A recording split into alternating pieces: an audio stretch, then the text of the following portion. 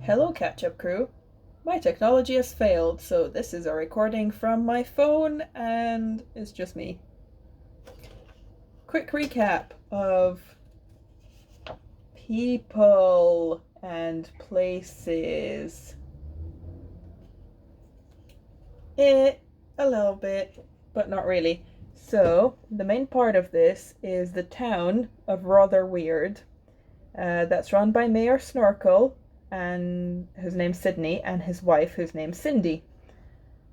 They are helped by Grahambury, who is our town clerk, and Marmion Finch is the herald and the only person in this town that is allowed to know or keep history. Nobody else is allowed to know anything before the 1800s. As well as Heyman Salt is the municipal gardener. So that's like top bit of town. These are the people who kind of run it. We have the school, which is very important, as the story starts with Jonas Oblong, who is hired from wider England. My goodness, what is this sorcery? Strangers are not very welcome in Rotherweird, and he's the first one after Flask, who disappeared mysteriously, to be hired and join the school. So he becomes a teacher at the school run by Rhombus Smith. The school has two towers, a north tower that is involved in science. They do like weapons and shit. It's run by this pretty terrible guy whose name is Hengist Strimmer. And another person that works there is Vixen Valorhand. She's kind of cool. We don't really know if she's good or evil. Does all sorts of cool things, has very cool gadgets. Indeed, some people are both good and evil. She might be a bit of both. The North Tower. No. Crap, I did this wrong. Give me a second. There's a North Tower and a South Tower, and I wrote them both as North Tower because I'm a genius. My bad. South Tower is run by Professor Vese Bolitho. We also have the head of physical education, Gregorius Jones. There is Miss Angela Trimble, who's the porter of the school, and Godfrey Fangwin used to teach. He helped Flask with a thing that had something to do with history, and so he got sacked. And his wife is named Bomber. People that are not related to the running of town or the school, we have Deirdre Banter and her niece Aurelia Rock, who run the shop called Baubles and Relics. They sell all sorts of interesting artifacts, antique things, all those knickknacks. We have Boris and Robert Polk, who are brothers, and they run the Polk Land and Water Company, and Morse Valet, who is the Undertaker.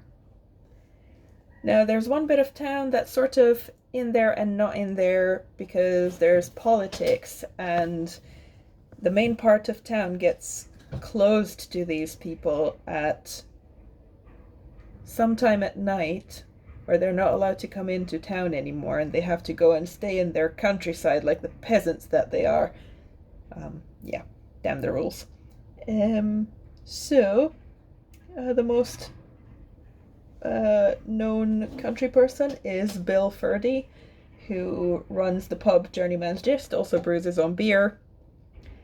Ferdy's spectacular. He is joined by his wife Megan and his kiddo Gwen. And also a very strange and ambiguous character, Fernzin, who kind of pops up sometimes and then disappears and pops up again, and yeah.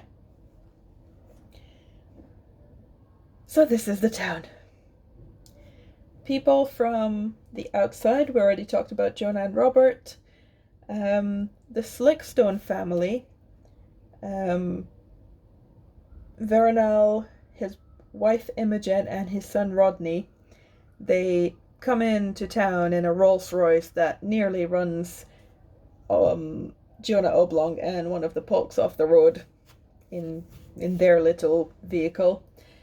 They reopen the Rotherweird Manor, which is this big building that's been abandoned for years, and everyone's a little bit doubtful about it being open, but also it's a pretty building. It should be open. He throws a big party. Also, his wife and child are fake. He just hired them to pretend they're his wife and child. Yeah. And Vixen Valorhand makes a big entrance, and there's a lot of lightning and some kabooms happening, and then the party is over. That is when they opened the manor. Now, in between all of these stories, we get a little bit of the history, where we have some child prodigies. The most well-known are Hieronymus and Morval Seer, who are brother and sister. We've got Master Malise, who's this very strange little character. He seems to have some sort of evil somewhere there. And we also have Thibaut Fortemin, who is not mentioned a lot, but maybe we'll find out some more in the next bits of old history. Hubert Finch is the first herald of the town. Marmion here is one of his descendants in the nowadays. Sir Oxenbridge was a person from the Tower of London back in the day. Henry Grassall owned the manor back in the day. And we had this gentleman from London going by the name of Geryon Winter, who was aided by Calx Bull. He was his servant. Pretty much all that we know from old history is that these people got these children out of London and took them to the manor, and there was all sorts of magical science happening there. Also, the children were all born on the same day, and like I said earlier, they all had serious talents for a variety of things. We also have a teeny little magical world that's accessed through this little street called Lost Acre. There's a magical slab with a pretty flower on it that lights up and teleports you into this pocket universe, where we have a variety of creatures that are mixed. We had some very cool pictures in the previous sessions of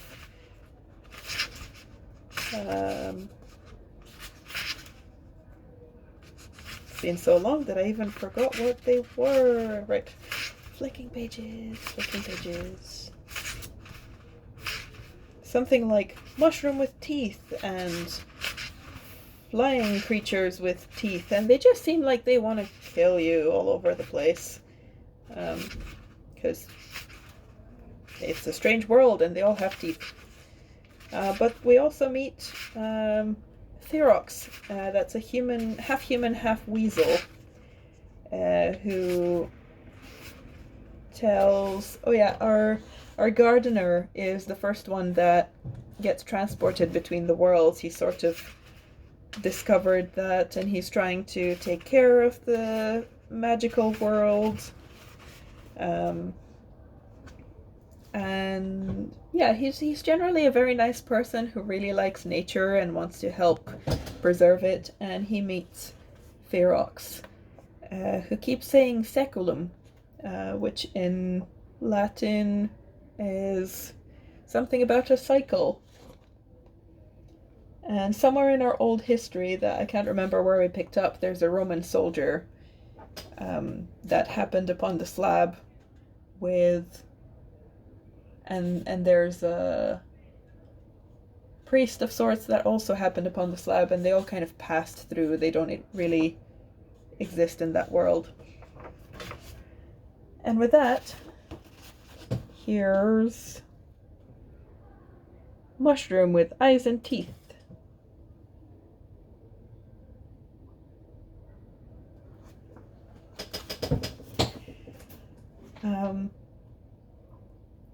So yeah, super quick version of the story is that Jonah Oblong gets hired to teach at the school. He knows nothing of what's going on.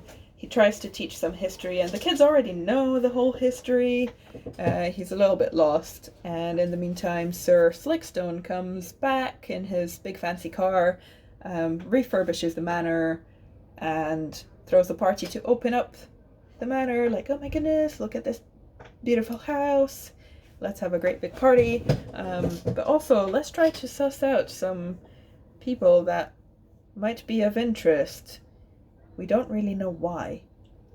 And information. He's looking for information. But Vixen Valorhand makes an entrance with a bang, and then the party kind of goes to shit and everybody goes home. That's where we left it.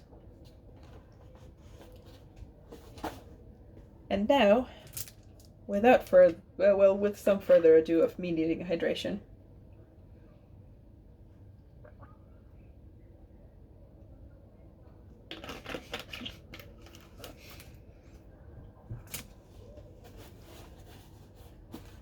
we continue with chapter 7 of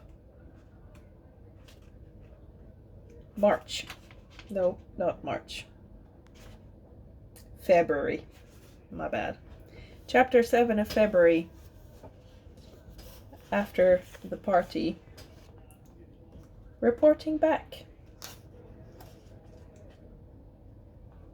Aurelia would have missed Mrs. Banter, but for an observant fellow guest. Your aunt is down there and she doesn't look well. Hardly Mrs. Banter's natural habitat, but there she sat in an insalubrious alley, slumped on a bench, head in hands. How can I? How could he? She sobbed. Think of it as a silly demonstration. Demonstration? Aurelia escorted her aunt home and tucked her up in bed, Mrs. Banter still fulminating at the injustice of the evening, an apparently disproportionate reaction to the protest, which Aurelia put down to the Blue Lagoons. Having returned to the shop, lit a fire and turned off the lights, Aurelia's own mood darkened. Head in hands, staring into the flames, she reflected on herself and Rotherweird, concluding that something rotten lay at the heart of both. At the party, Strimmer had given her the once-over as if she were merchandise at a cut-price sale. The other men of her age were certainly clever, but to what end? Her thoughts turned to the fresh-faced outsider who had attracted their host's special interest. He had charm, of a sort, but seemed untouched by life.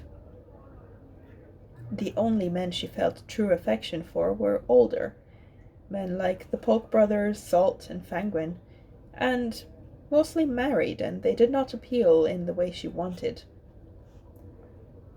She found solace in the bolt of raw energy that had destroyed the great oak doors, with no visible explanation for its occurrence or its accuracy. She thought of the stones and their elemental colors. Maybe, just maybe, adventure truly did beckon. A knock, urgent and familiar, interrupted her thoughts, and she opened the door to Heyman Salt. She had never seen Salt so animated. What happened? He gasped. They're shell-shocked, but nobody's telling. There was an incident. What incident? She bridled at the greed in his face. Tell me why you're so interested, and I might tell you what happened. Salt tried a more complimentary track. I asked you because you're more observant than most. That's how I know I'm being exploited. You're not the only ship in the sea, growled Salt, turning to leave. Aurelia wanted to retaliate, but could not see how. She tried a long shot. I sold the stones. A palpable hit. He is not much of an actor, she thought, as the big muscles in his face did not move, but small ones did. Bully for you, and at a thumping profit knowing your aunt. Aurelia said nothing, and Salt's nonchalance quickly passed. All right, tell me, who brought them? Trade secret. Where did you sell them? In town. I told you not to. You expressed a vague hope. Anyway, my aunt makes the decisions. Look, this may matter. I sold them to the lord of the manor. Salt looked like thunder. What?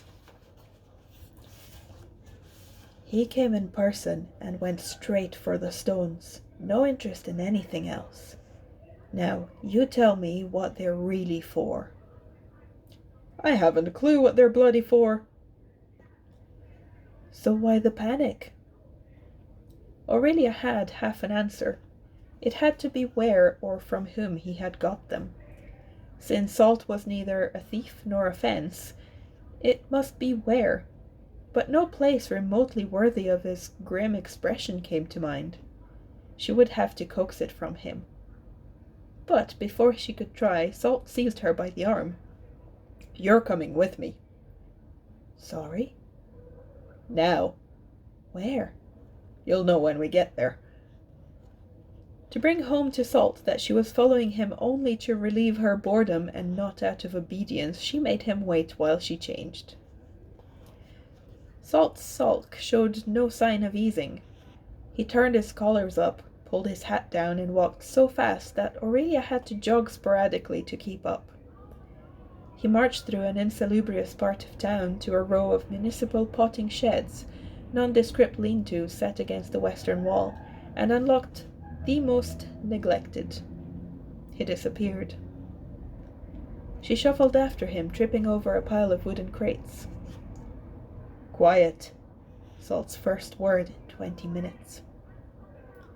He produced a torch and revealed a stone wall, glistening with damp. The air was heavy with mulch, a smell redolent of autumn, not spring. The beam caught a vertical line of bolts seconds before Salt extinguished the torch. A metallic noise rasped in the dark as Salt yanked them back. Watch your head, muttered Salt, more afterthought than caring advice. She understood. This place was another secret that Salt did not wish to share. How many more was he hiding? But his disclosure of this refuge suggested the stones really mattered, even though, and she believed him on this, he didn't know what they did. An archway appeared. She crouched, descended several steps, and emerged on the river bank at the foot of the town wall, the Rother lapping below them. From the gloom he rolled out a coracle, Rotherweird's standard form of river transport, made of willow and tarred hide. It resembled an upturned umbrella without the shaft, and was the devil to propel and steer. Into the coracle, he ordered, and she found herself obeying without a murmur. The vessel barely accommodated the two of them, but still skimmed across the water, the botanist paddling with a surprising deftness. See, whispered Salt immodestly, I could win at the equinox race if ever I wanted to. He hauled the coracle ashore and rolled it into the undergrowth. Hidden nearby waited a poke vehicle, a quarter of the size of the carabanc, with the letters RMGD on the side in gold letters. Rotherweird Municipal Gardens Department, Aurelia realized after a moment's thought. With a pagoda of flower pots rattling in the back, Salt drove the foreshortened truck across a field to join the main road north. After a good 7 miles by Aurelia's reckoning, they branched left onto a modest country lane and began to climb. The smudge of the Milky Way spread above them. "We need Bolitho," she said, gesturing skywards, but Salt ignored her, leaving Aurelia no alternative but to enjoy the drive for its own sake. She had travelled further afield than most townsfolk, but like them she knew little of the immediate countryside. Here and there she saw the lights of distant windows marking outlying farms on the valley's upper slopes. Salt pulled up at a getaway in a stone wall. Beyond she could see in silhouette the stringed poles of a large hop garden, and all about fruit trees. "The Furdies?" she asked. "We're not here to see them. From here you walk. You go past the Furdies, without knocking or attracting attention, and up the hill to the tower. Knock before entering. Whomever you meet, whatever is said, it's between you, me, and this gatepost." "And why must you go first?" "I've got business that isn't your business." Intrigued and irritated in equal measure, Aurelia jumped down from the vehicle. "Knock, remember," repeated Salt. Aurelia ignored him and started walking. "Women," muttered Salt as he drove off down the lane. "Men," muttered Aurelia. But there had been progress of a sort. Salt's reaction to the sale of the stones confirmed her instinct that they combined to do something. Might the inhabitant of this mysterious tower know what? The air had turned chill, and she was glad of the heavy woolen jersey she had pulled over her silk shirt. In the meadow beside her, 2 greys whickered softly to each other, tails swishing this way and that. The land rose again, and over a brow the town of Rotherweird came into view. Her citizen looked down on countrysiders, yet here the countrysiders looked down on them. The perspective was striking. The town looked recent compared to the ancient beeches and oaks before her. As she walked, her breath steaming, she wondered what lay behind the antagonism between town and country, and reproved herself for never questioning more closely why Rotherweird held such a unique status with no MP, no bishop, and no county. She found Salt's vehicle parked between a barn, herringboned with oak beams, and a horse-drawn dray painted on both sides in green and gold letters. The Furdy Brewery, fine ales and fine everything. She should have guessed that this mystery person would be part of the Furdy household, bearing in mind that Salt was a regular at the Journeyman's Gist, and Bill Furdy the one man with a firm foot in town and country. Below the barn lay a farmhouse, 2 stories with a handsome porch, generous windows and rose canes shaped by ears of pruning tied to the walls. A rough lawn curled down a slope to a small pond. Aurelia quietly skirted the house and walked on to the tower in the lee of the hill beyond. Only close to, did she see its hexagonal shape, faded brickwork and leaded windows. She had thought Follies a creation of the 18th century, but this building looked older, indeed older than the farmhouse. She could not comprehend how Salt's mysterious friend with his equally mysterious tower could connect with the 4 stones. From outside she could hear Salt trying to defend himself against the probing questions of a second, gentler male voice. The drama of the duel removed any guilt Aurelia might have felt for eavesdropping. "You find 4 stones, right by the tile, and don't tell me." Despite the recriminatory message, the unfamiliar voice stayed calm in sharp contrast to Salt's. "I didn't like them." "Where are they now?" A pause. She could imagine Salt's tortured face. "I sold them." "They're corrupting and dangerous. We have to retrieve them." "To a shop, a nothing shop. I told them not to sell here, but you know shopkeepers, once they catch the scent of profit." Again, why not tell me? The unknown character maintained his tone of mild rebuke. I didn't want one of your lectures. And you take and never give. It's always questions and never answers. By now, Salt sounded furious. With himself, thought Aurelia. I plead guilty to that. But it's for your own good. You don't know what you're dabbling in. You really don't. There you go again, rebuke without explanation. Anyway, who are you, you Fernsins? One disappears, then decades later another turns up, yet never a woman, never a child. Aurelia was intrigued. Ferenzin, an offbeat name in an offbeat home, and quite unknown in Rotherweird town. You must talk to the shopkeeper.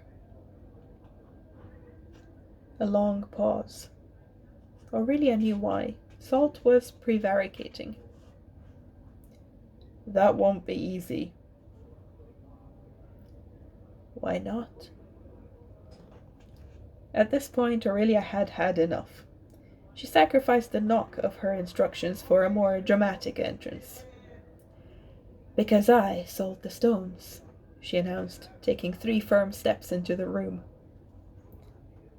The 2 men gasped as she took in a miscellany of objects. Inuit snowshoes, a Seljuk carpet from Konya, a fang mask from Gabon, among other oddities. She saw travel in Ferenzen's eyes and weather-beaten face. Light of build and no more than 5 feet 10 tall, with ears out of proportion to the face, his features were otherwise fine. Despite the silver hair, he had the alertness of a man in his prime. She sensed something else, something unnatural. An unease that paralleled her first reaction to Sir Veronal, although the 2 men could hardly have been more different. Salt spoke first. Meet Aurelia Rock, the assistant in baubles and relics and seller of stones. Ferenzin shook her hand.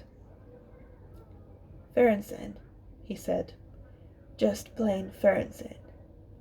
We need composure and imagination to unravel this little problem. He placed 3 glasses on the mantelpiece and poured a generous measure into each from a dusty bottle with no label. Aurelia caught the smell of brandy and apples. If anyone asks, he doesn't exist, nor does his tower, said Salt. She ignored the remark, sat down by the fire and rubbed her hands.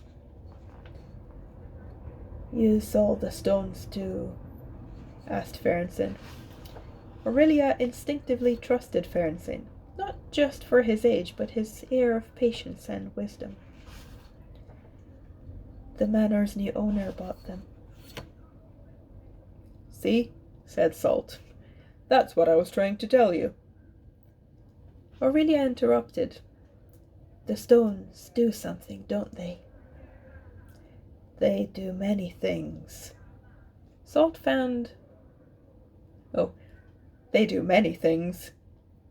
Salt found Ferenzin's candor with Aurelia deeply irritating. Yep, no, the first voice was right. My bad. They do many things. Salt found Ferenzin's candor with Aurelia deeply irritating. He'd said nothing about the stone's purpose to him, but the edge to the old man's voice suggested more to come if he kept quiet. But only 3 words did. To living things. The phrase hung in the air. They do many things to living things. Obscure but laden with malignant possibilities. Living things. Themselves, the water plants, the rose tapping at the window, the owl hunting the meadow. Many things. On his last visit to the tower, the Black Bodrum Night Razor Special had spared him a hangover, but had also impaired his powers of recollection. Ferenzin had said something about his map of Lost Acre, something relevant to what he was saying now, but the detail would not come. Ferensen remained his practical, unruffled self. "Tell me, Aurelia, what did you make of the lord of the manor as a customer?" "He would have paid anything." "She was at the manor for the party tonight," interrupted Salt. "In the great hall." She nodded. Ferensen's face clouded. There was pain there. "A fireplace with giants on bended knee." She nodded again. "Pomegranates carved in the paneling, smooth as skin itself." She exchanged glances with Salt. How could Ferensen know? The manor had been off limits for centuries. Maybe in childhood he had made it over the wall. His possessions certainly suggested an adventurous spirit. She was already engaged by her mysterious host. Ferensen listened politely to her narrative, asking no questions until, while describing his strangely hostile initial reception, she finally mentioned his name. The effect on Ferensen was electrifying. He sprang from his chair. Vernal Slickstone. You're sure? You're absolutely sure?" She produced her invitation. Ferensen fell back in the chair. "God save us." "What's wrong?"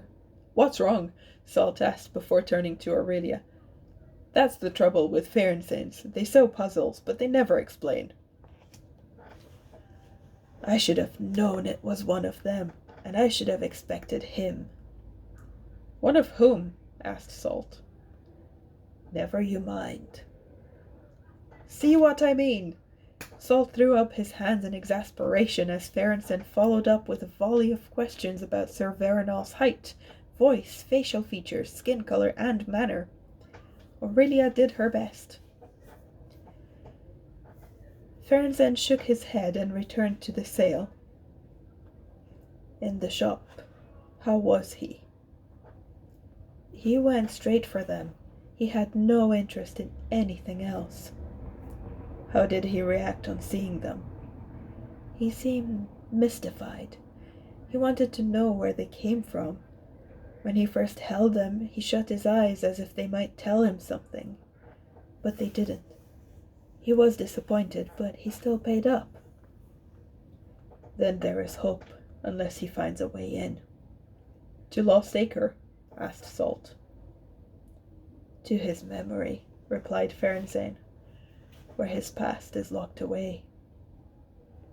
Ferensen made a calming motion with his hands as if blessing a baby. "On with the story, and please call him Veronal. That is his name." Ferensen did not react again until Aurelia mentioned the lightning bolt and how it had nearly reduced the intruder to ash.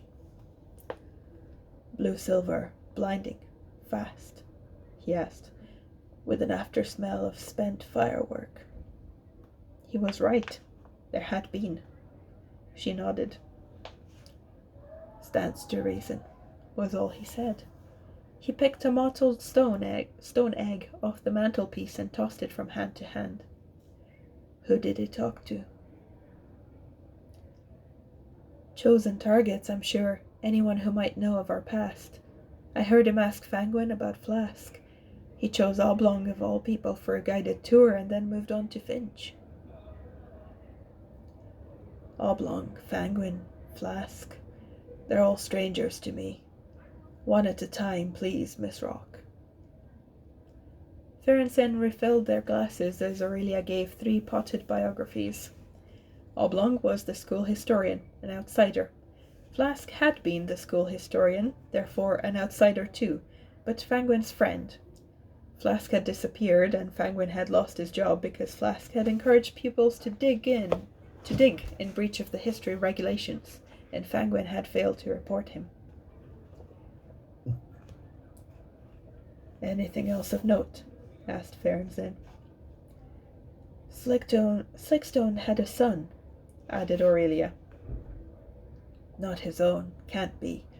He must be adopted. You see, he's looking, and he wants to look normal while he looks."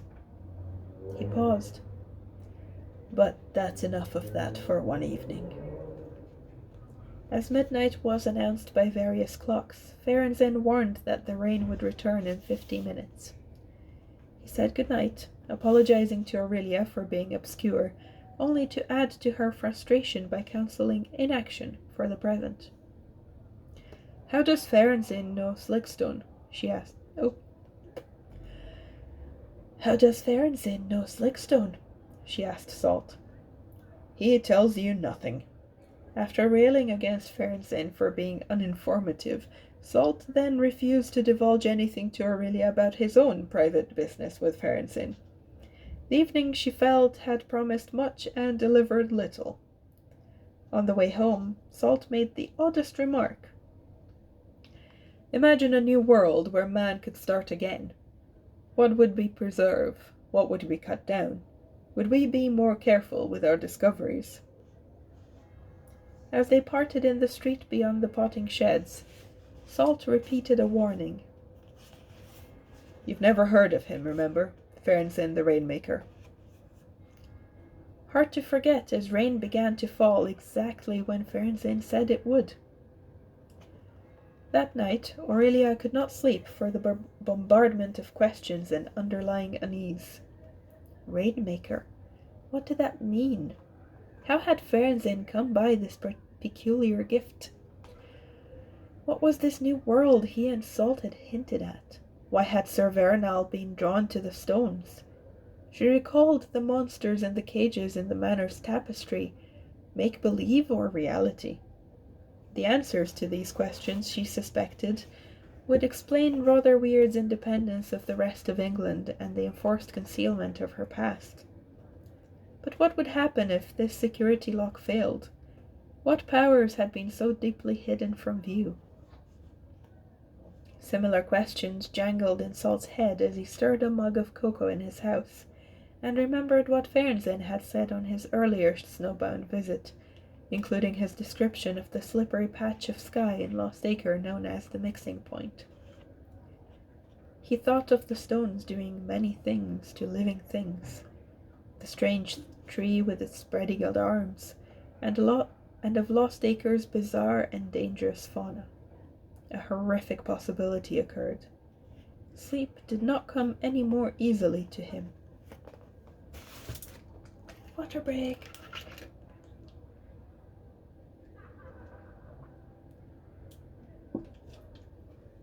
Because that would be a hell of a cliffhanger to end on. We're going to move on for a little bit more. Sir Veronal reclined on his bed. The 4 bedposts were carved with a veritable bestiary. Pelicans taking flight from the mouths of dragons, snakes entwined with butterflies. 3 huge tapestries hung from the surrounding walls on the theme of summer, autumn, and winter. Nobody asked about the absence of spring. It seemed an indelicate question. His servants had never seen the phenomenon before. He was known to them as a cold man, but this explosion of energy had been spontaneously prompted by loss of temper. The actress kept vigil. She had been closest to him when the lightning had flowed from his fingers like magic. The dark smudges on his fingertips confirmed that this dramatic outlay of energy had caused his coma.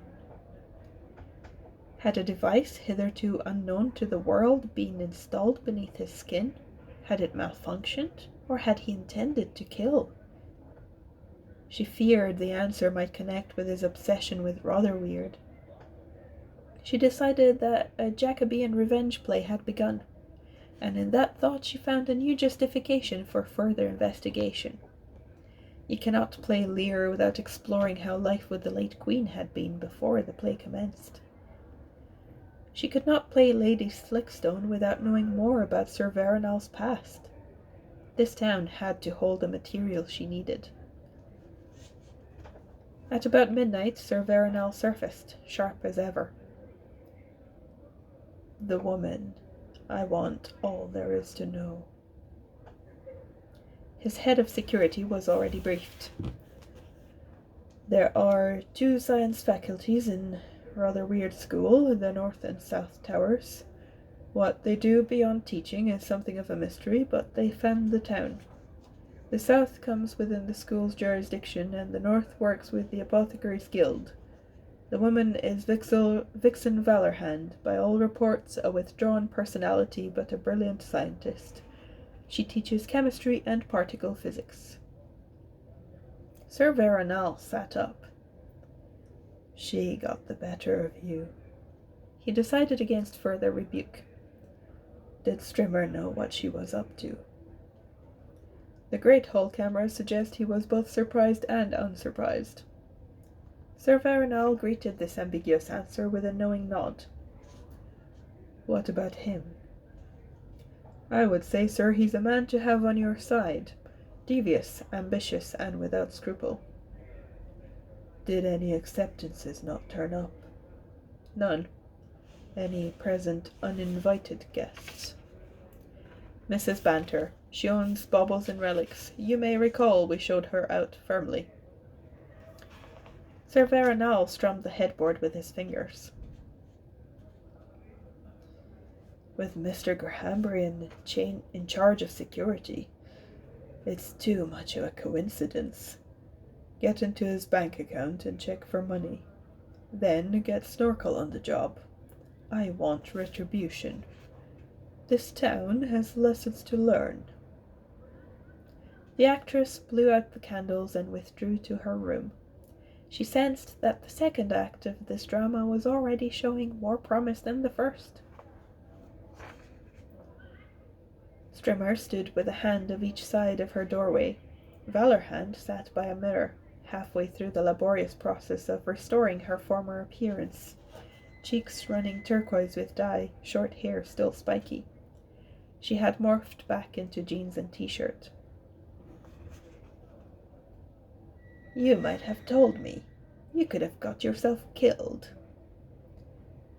Valorhand knew the remark reflected irritation at the lack of consultation rather than concern for her welfare. I was faster. Whose idea was all this? I give credit to Flask for the general idea, but the detailed execution was mine. Strimmer wondered what else Flask had said to Valorhand and kept from him. So, he said, either our interloper has invented a new weapon, or he has unnatural powers. Whichever, he's more than the Snorkel palm greaser Flask said he was. Strimmer's tones turned suspicious. In your delightful speech, you said the manor's former owner was a great man. Who told you that? He was a great scientist. It was Flask. Who else? If Sir Veronal is after information, and I think he is, he'll be interested in what we know. But I'm against asking him here first. I'd lose the high ground. Always I and never we, thought Vixen as Strimmer continued. You weren't there, but Slickstone left the party for a good 20 minutes with the strangest possible companion. He paused for effect. Oblong. Valorhand remembered the historian loitering outside the house as she made her escape. She had had enough of Strimmer. Night, she said, indicating the door. Strimmer returned to his study, the highest room in the tower, and locked the door. He reflected less on Valorhand's performance than on her surprise disclosure, gleaned from Flask, that a scientist of distinction had inhabited the manor. This prompted a recollection of something Flask had revealed to him. A study of the buildings and their materials showed that, church apart, the North Tower and the manor were the town's oldest buildings by several decades, close in age to each other. Flask had pointed out the unusual height and rounded shape of the North Tower roof. Strimmer now theorized that the North Tower had always had a scientific purpose. Back in his room, he tapped the spaces between the crisscrossing beams in the ceiling of his study with a broom handle. The noise confirmed what the roofline suggested, if you analysed without fear of the past, as Flask invariably did. A cavity above. Strimmer reasoned that any access would have come from the middle of this room, where the desk presently stood. To his astonishment, on the application of firm pressure, an otherwise invisible hinged panel opened upwards. Armed with a torch, he hauled himself up into an extraordinary room. Half the perimeter was lined with tip-up seats, deeply set so their occupants could sit without being cramped by the slope of the ceiling. In the middle stood a magnificent chair, almost a throne, with clawed feet. With increasingly excited rubs from a shirt sleeve, there emerged from the dusty wall paintings of stars, signs of the zodiac, numbers, and algebraic formulae, and a sealed window decorated as a golden door apparently opening into infinite space. A wheel with a handle sat low in the floor beneath the window. He tried the wheel and felt a tremor beneath his feet. The entire floor must once have revolved. The phenomenon left no doubt. He stood in an observatory, and 1 century old. He descended again to bring up a damp cloth and a powerful lamp. Further details emerged. 9 sets of initials had been erased from the 12 seats, leaving 3 survivors, HS, MS, and TF, all pupils presumably. On the revolving section where the telescope must have stood, he made another discovery. A small wooden tile, no more than 8 inches square, had been inserted flush between adjoining floorboards. Rendered near invisible by centuries of dust, a damp cloth revealed a fine marquetry inlay of a sun and 2 moons about the initials HG, with a cross beneath. Under a magnifying glass, a tiny monogram emerged in the corner, with conjoined H and M.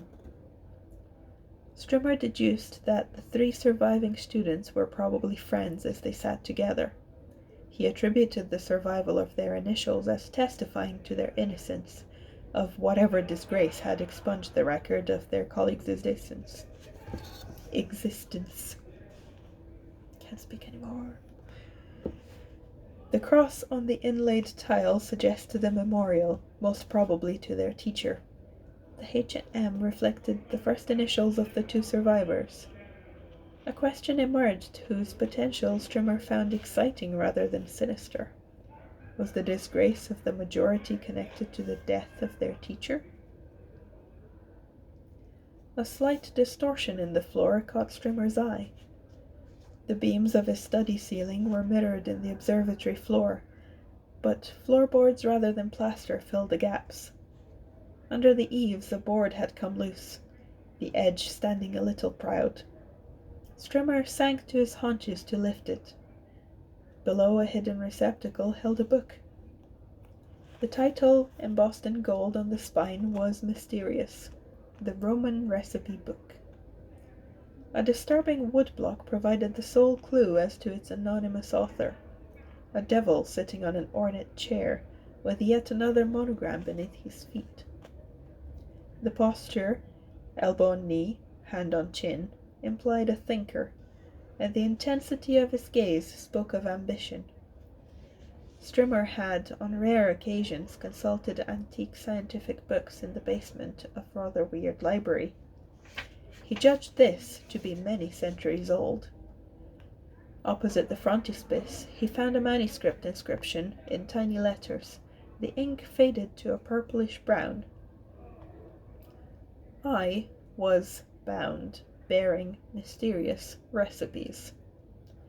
He flipped through the pages, 32, without a word on any of them. Each displayed 4 separate identical squares lined like a stave of music, save that the lines numbered 6, not 5, and ran vertically. In each square, though always on different lines and in different places, were 4 colored circles of red, white, blue, and brown. Beneath them appeared on one side recognizable creatures, or parts of creatures. A boy's head, a claw, a feather, and on the other, a composite.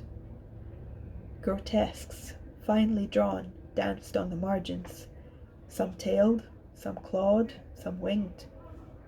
A few pages featured elements too: fire, lightning, water. Uniquely, the last page beneath the stave showed only ordinary people in silhouette. A soldier, a maid, a jester, and other stereotypes. The draftsmanship was exquisite and the colors vivid, but other than the title, there was no word to be seen. Was it a songbook with some long-lost notation? If so, why go to such extravagant lengths to hide it? He toyed with the notion that the diagrams were a speculative early guess at DNA, the building blocks of life, but these inked body parts and monstrosities with their mix of man, beast, bird, and insect were hardly real. Strimmer doubted that the book had any contemporary value beyond its age and binding, but the obscurity of the title, the tantalizing inscription, and the illustrations tickled his interest. He replaced it, resecuring the offending board just in case. He had not forgotten Flask's disappearance.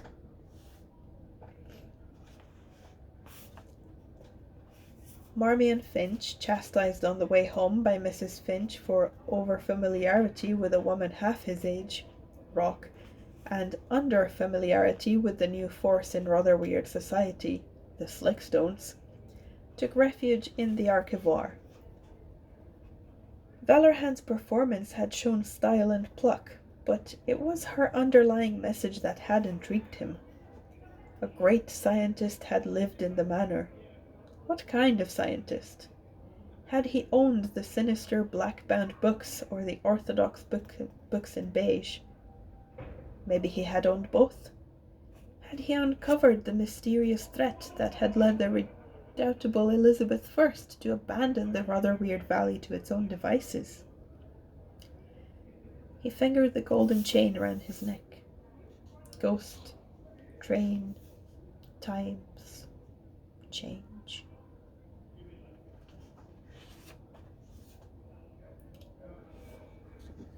This is the end of the chapter, and because we started a little bit late, I feel like we should maybe stop there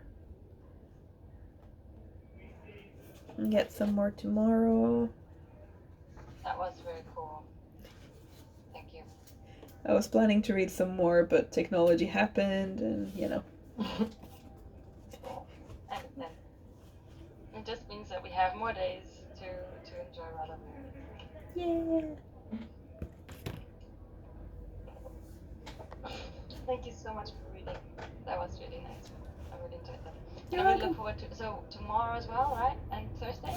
Yep, tomorrow and Thursday we are back for more Rotherweirdness. I'm D&Ding tomorrow, but I'm back on Thursday. Cool. Well, there will hopefully be a catch-up. Hopefully someone can log in as host. That maybe will be me, maybe will be somebody else. Who knows? Right, I shall stop the recording. Any messages for catch-up crew?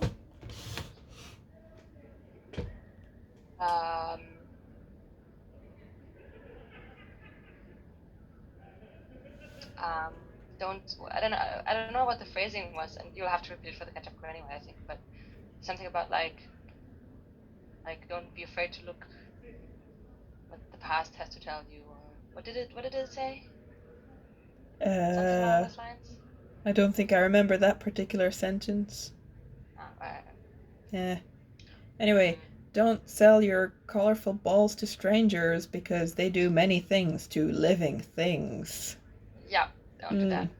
That's some serious wisdom in there. Yep. And with that, good night, catch-up crew. Good night, catch-up crew.